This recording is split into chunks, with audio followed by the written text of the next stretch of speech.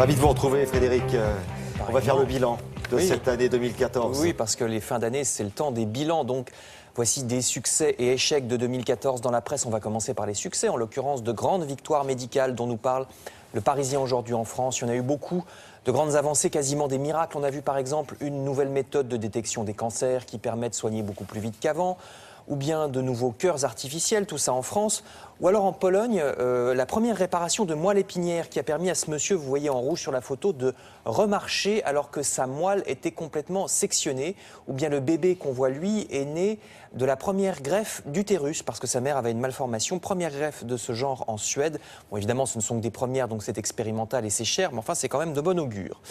Autre sujet, alors là on ne sait pas encore si ça sera un succès ou un échec, il s'agit de la Grèce qui va peut-être avoir, vous le savez, des élections anticipées, c'est dans plusieurs journaux, La Croix, Le Parisien, etc. Ça nous concerne aussi parce que c'est comme chez nous la question de l'austérité. Il y aura peut-être de nouvelles élections d'ici un mois environ. Et dans ce cas, le vainqueur sera sûrement Syriza, le front de gauche grec, parti qui veut arrêter les réformes libérales imposées par l'Union européenne. Alors selon certains, c'est dangereux parce que ça afficherait en l'air le début de croissance qui commence à repartir en Grèce. Oui, mais pour d'autres, ce parti n'a pas tort. Il faut envoyer paître les banques qui font payer à la Grèce 10 milliards d'intérêts par an, rien que pour la dette publique, dette que de toute façon la Grèce n'arrivera jamais à rembourser. Le problème, c'est que quand on envoie bouler les banques, en général, elles se vengent. Si la Grèce se passe de leur argent, elle est incapable de payer seule ses fonctionnaires ou ses chômeurs, par exemple. Alors, est-ce que c'est qu'un coup de bluff pour renégocier les taux d'intérêt? Peut-être.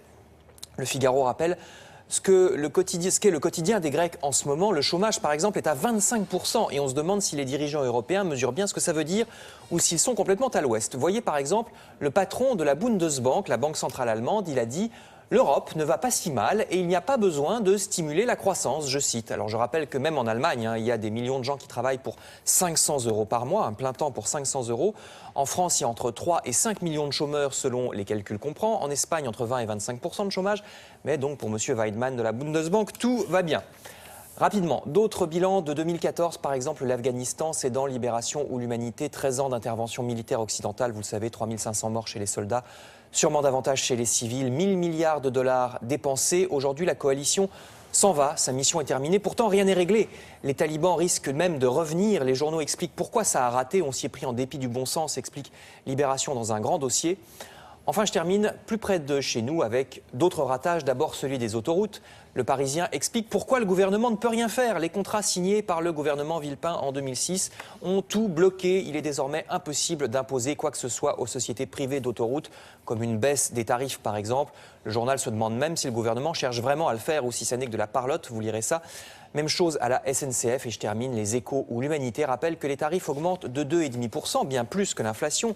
Évidemment, ce serait pour améliorer le service, mais c'est ce qu'on dit à chaque fois, proteste l'Humanité, et il aurait mieux valu dès le départ, dit le journal, mettre moins d'argent sur le tout TGV qui coûte très cher et financer davantage des solutions moins ambitieuses mais plus efficaces comme les TER, dit le journal. Vous lirez tout ça dans la presse. Bon, vous savez quoi, on va se concentrer sur la prochaine revue de presse. Oui. Elle sera culturelle. Exactement. Cette fois-ci, à tout à l'heure, Frédéric. Et on va